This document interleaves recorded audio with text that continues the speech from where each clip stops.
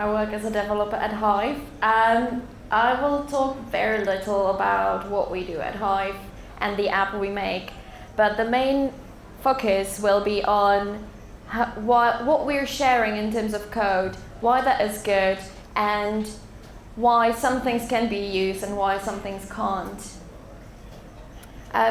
So let me start with this. We're Hive. We do Internet of Things, smart homes. We've got a lot of devices that you can use at your home, such as thermostats, light bulbs, all kinds of sensors, cameras. There's a lot of stuff to that. So just to allow our users to control it, there is a lot of stuff, a lot of features. Then we have around that schedules so that you can set your thermostats for the right times. We've got all kinds of actions, such as if I open the door, the light bulb turns on. We've got all kinds of special modes, like when you go away on holiday. So you can imagine the complexity of the applications that we're delivering is quite high. And I have been working there for about 9 months, and I still don't know all of the logic because it's so complex that there is no way a single person can know it all. I think there's, in fact, one person who knows it all on our team. And we have quite a few apps, obviously. We've got a web app, which is on the left, that is built in React. Then we've got an Android and an iOS app at the moment. Plus we have the sort of super backend thing that actually controls the devices. We've got a platform on top of that that controls this hardware bit. And then we have got an integration or like aggregation layer for our API as well.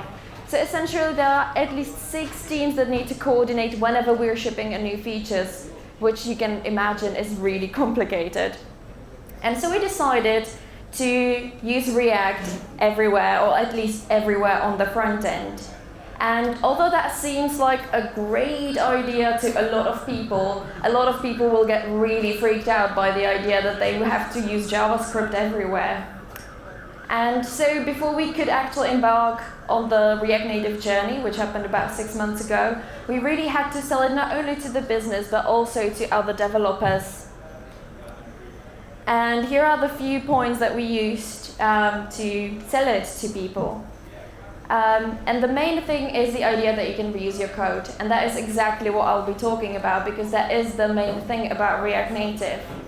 Because you can reuse the code, it allows us faster delivery. It means that we don't have to write everything 3 times, but also it means while we're transitioning at the moment, we already have everything built in web, so we can use whatever we built in web to ship React Native really fast. As a comparison, the React Native project will take approximately 8 months to the 5 years the original apps were built in. So there is a huge time difference.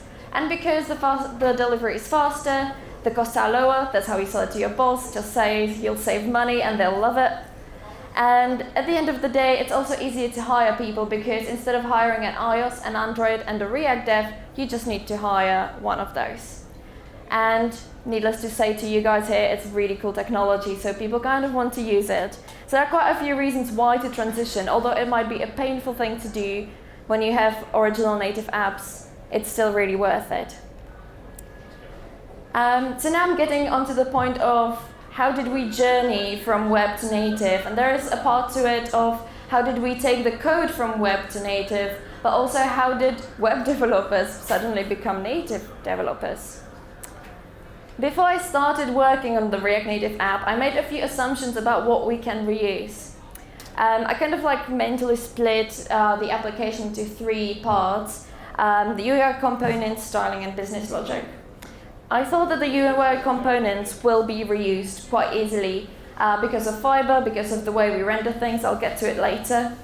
I thought the styling probably can't be reused. I had some minor experience with Android SDK, which was quite traumatizing, and the styles there was just so difficult to write. And when it came to business logic, I again assumed that we can't reuse anything because if you think about just all the hardware stuff like camera, Bluetooth, Wi-Fi that you have in native world, I somehow assumed that is something that we can't actually take from the web. But I was entirely wrong.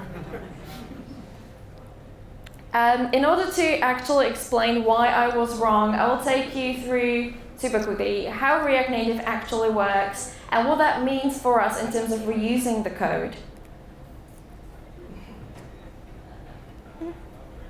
Right, so we've got the app, which is your typical JSX code, like any other React app, and that sits in a JavaScript runtime box, which then sits in the main native bit.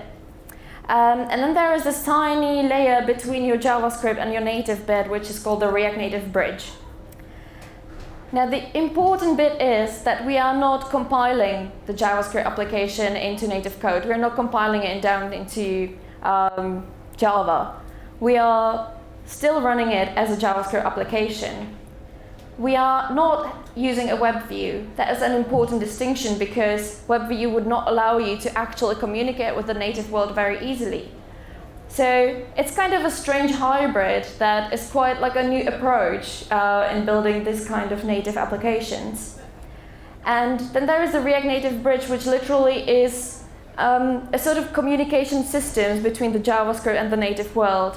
If you imagine JavaScript being one thread and native being the UI thread, then React Native bridge literally just takes data from one thread to another asynchronously so that none of that gets blocked. So what actually happens with components in this kind of system? How do I get from having some sort of code around, I don't know, showing a loader or loading GIF to actually displaying it on the screen? What happens behind the scenes? Well, first I need to talk about how React renders stuff. So we've got again the app, that's the JSX, and React takes the JSX and creates a virtual tree. Quite often it's called virtual DOM, but I don't really like that name because that kind of assumes there is a DOM in there, but there is no DOM. It's literally just an object blob, just some sort of data that describes what do you want to render and what the state of the application is. And then you can take this kind of blob of data and you can render it into anything you want. You can render it into web, you can render it into an Android or iOS application. You can even take it to hardware. You just heard about Ken Wheeler. He did last year a talk on controlling a crossbow, a hardware machine with React. So as long as you can map whatever the blob of data is into whatever should be rendered or whatever it should do, then it will do it. And that's why I assume that we can reuse UI components, because at the end of the day, they are just some sort of data structure. When we take it to React Native, you'll see that there's the app. React takes it, creates a sort of the tree from it. That's the JavaScript bit. Then React Native bridge literally just takes this blob of data and passes it onto native where that gets rendered. Still, you would kind of assume, sure, I can write one component and render it into 3 different places. But the problem is that the platforms that we are dealing with here are so different. When you think about web, we've got tags to build our page with, such as divs and spans and paragraphs, H1. They are all based on the fact that web was originally just a document. The semantics there is very important for web. But you can't say that about mobile apps. Mobile apps have a completely different set of components that you can build your views with. Some of them are quite similar, such as view or button, but then there are things like scroll view and date picker that you would not find on web or not readily available. And then we've got another set yet again for Android, which will have very similar specifics to iOS, but there are differences. One that I discovered recently was that in iOS you can select time and date at the same time in the same picker, but on Android you have to use time picker and date picker separately, which kind of shows you the differences in platforms and approaches. Actually, when you look at the React Native documentation, you will see these are components you can use everywhere. These are Android only and these are iOS only. So even React Native couldn't really figure out how to put these two together. And so some of the components, let's say if I write a component as a view or a text, it's quite easy to figure out what that would be on web. That would be a div or a paragraph. But what would I do with a scroll view or a flat list or a slider? There are no such components on web. Similarly, if I have H1 or a header, I wouldn't know what that would be actually in React Native or in the native world. So the issue really is that because the platforms are so different, we can't map the components from one to another.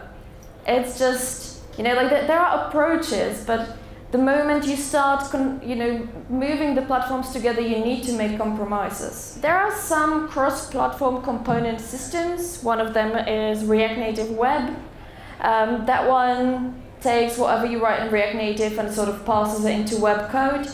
However, that is about 60% ready in terms of component coverage. Twitter is using it, which is they will kind of sell you on it, but because it doesn't have full coverage and it's still a very new thing, we decided to stay away from it. Similarly, there is React XP, or cross-platform, done by Microsoft. But since Microsoft are kind of pushing Xamarin in their own framework, it kind of seems that React cross-platform is being sort of forgotten behind. So there are no solutions that would be actually production ready. There are, however, some edge cases in terms of components that we can still use, and those are components that don't actually render anything out into the screen, or places where we can sort of get around it. One example would be logic components, or some sort of components that just have some amount of business logic in them. As an example, we've got a conditional feature component. We've got a lot of feature flags all around our application. There are about 50 of them, so it kind of makes sense to have a component that will say, if all these conditions of feature flags and entitlements are met, do render this component, otherwise don't render it. So in this particular case, we don't actually tell it to render anything specific. It depends on the use of the component, on what we render in the end. And then we have another quite an interesting solution actually for SVGs. That is because SVGs are great for icons. They are really good, super useful on web. We have most of our assets in SVGs. But if you look at SVG code, that's obviously just HTML or XML of some kind. So we would not be able to use it easily in React Native. And so we decided to transform all our assets into this thing where you can see everything is capitalized at the beginning instead of having lowercase. And then at the top you can see those components being passed as props. And this way we can pass down the components it should use to render itself. And then we just have a simple mapping, one in web, one in React Native, where we say if you see a G component, it means this particular tag. However, it's not really easy to use it globally because it's not easy to create this kind of mapping, as I already mentioned. It's really easy for SVGs where the mapping is one-on-one, very sort of straightforward. But if we went further on with this, it would become quite tricky. So those components, vast majority of it we can't reuse. But then there is styling, and as I said, I thought that styling would be impossible to reuse. But when React Native core developers were creating the framework, they thought, well, there is this really cool way of doing styling on web that everyone loves. And so they decided to do styling in React Native with CSS, which might be a controversial idea. You would think that they will come up with something that will not drive you mad. But they decided to do it, and in a way it's easier for web developers because we can just move into React Native and style without learning anything new. So React Native styles are CSS and JS. I guess some of you probably have seen something like this before, where you just have sort of JavaScript objects that define your color and font weight and font size. But there are a few differences. You can, for example, see that, well, obviously it's all camel case, not kebab case, so that's not really CSS. Font size doesn't have any units because React Native does not have units. And there are other things when it comes to styling, such as everything is flexed by default, everything is flexed in a column by default, which is quite strange because on web it's normally in a row. So there are a few differences between how styling gets implemented in native and in web. Fortunately, there is this really cool small library called styled components, which allows us to write normal CSS even in React Native. We already used styled components in web. So for us to move to React Native with this was really easy. You can see, for those who know styled components, that the only difference there is the style.text instead of style.paragraph or something like that. And then we just write normal CSS. So we can reuse a lot of it.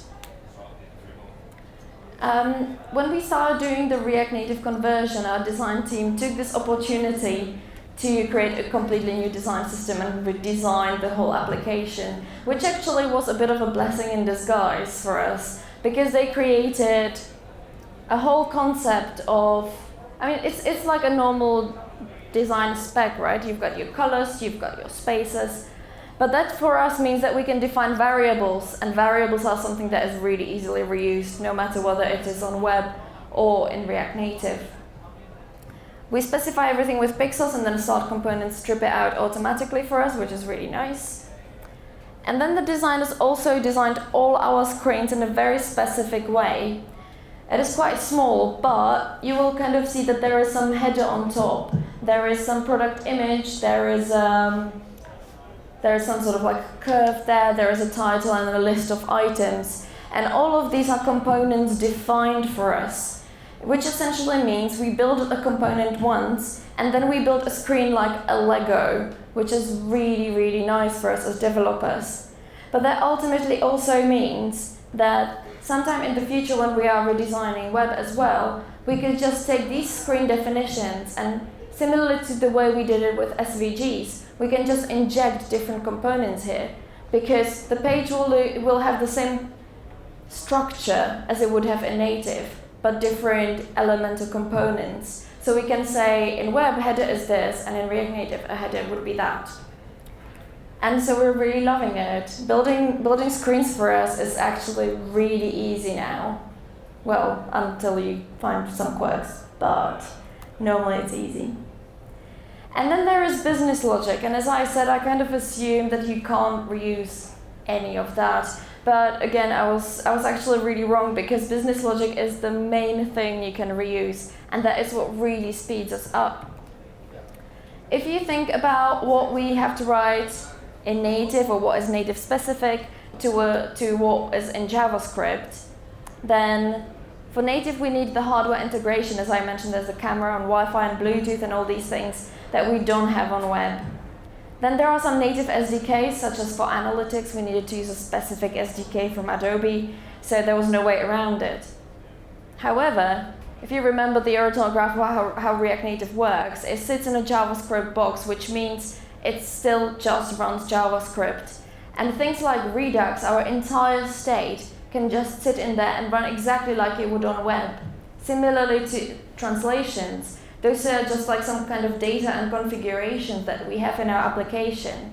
And that actually means that we can reuse the whole state and a lot of text and stuff like that from JavaScript. And that really empowers us to build really, really quickly. In the end, when we are building the application, we spend about 70% of our time on components and styles. That is partially because we are redesigning things, but also because we can't reuse the components, so we do need to build the screens from scratch.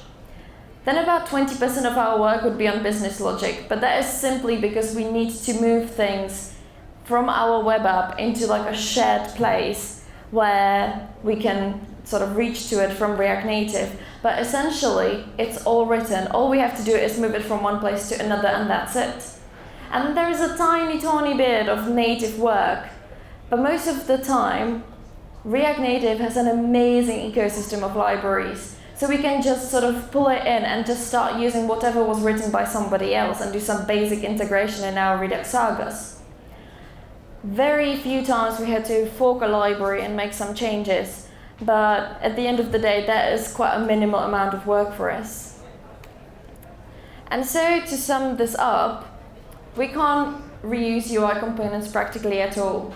We can use a lot of styling in both platforms, and we can practically use all of our business logic, which makes it a really easy thing to work with. And so that's where we are.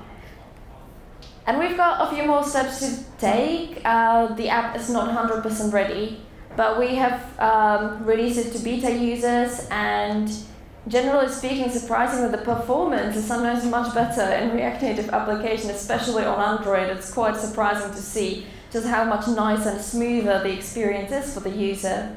But ultimately, we'll be also able to ship features much faster, which again benefits the end user. So I think we're all quite happy with it, and we're looking forward to the rest. Thank you very much.